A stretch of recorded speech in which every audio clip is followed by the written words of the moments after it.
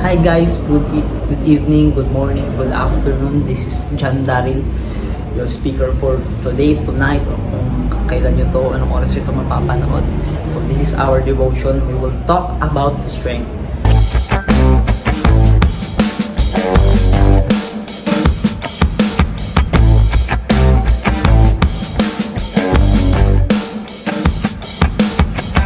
So before we proceed, let us pray.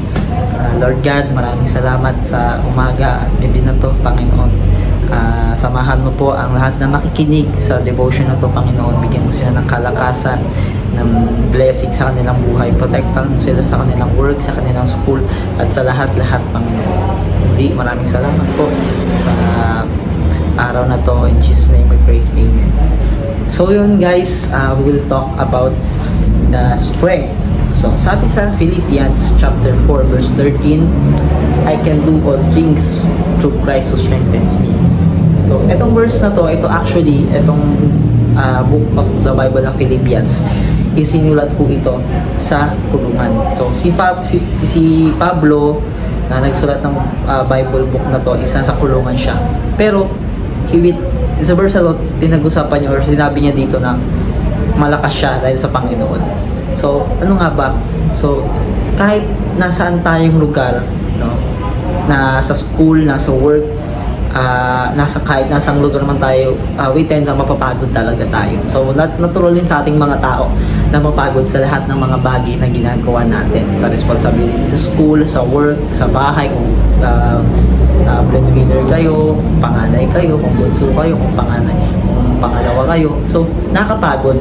Kasi marami tayong ginagawa in our future natural lang talaga na mapagod. But dito, sinabi sa book of the Bible na to, na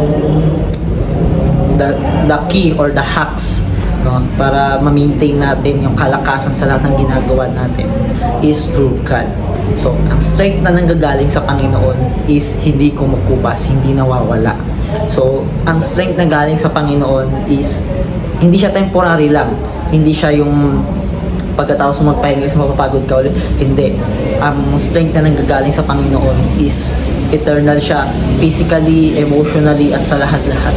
Kasi tayong mga tao, naturally, napapagod talaga tayo. And then, we tend to rest sa mga places. Minsan, gusto natin mamasyal para nakapagpahinga. O kaya, sa mga kaibigan natin, hang out sa kanila para makapagpahinga, sa mga jowa natin, sa girlfriend, boyfriends natin para makapagpahinga, no? So, sa mga ganong rest kasi tayo talaga, yun yung naiisip nating mga rest na pangpahinga. And then, after that, syempre, mapapagod na naman tayo. Kasi, life goes on Life goes on lang. Paikot-ikot lang ang mundo.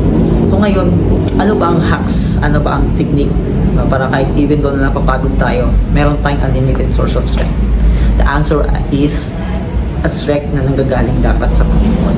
So in everything that we do, and everything that we have, we should always think na lahat ng ito ay para sa Panginoon, kaya nagiging malakas tayo.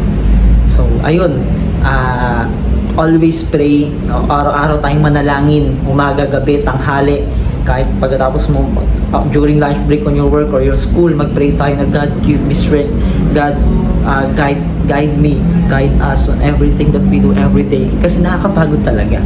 So we should always pray for God's strength, kasi God's strength is not temporary, but it is pang matagalan siya. So yun ay isa sa mga hacks kung bakit ako dito sa church namin is nakapagod since maraming ginagawa. Syempre sa bahay din marami din ginagawa. So yun, nakakapagod in our physical and mental health. Nakakapagod talaga, but that's my technique, no? I always pray to God na give me strength, no? Gabayan niya ako sa lahat ng ginagawa ko. So kung nag-work siya sa akin, syempre mag-work din siya sa inyo. So yun, ayun lang. Maraming salamat sa pakikinig.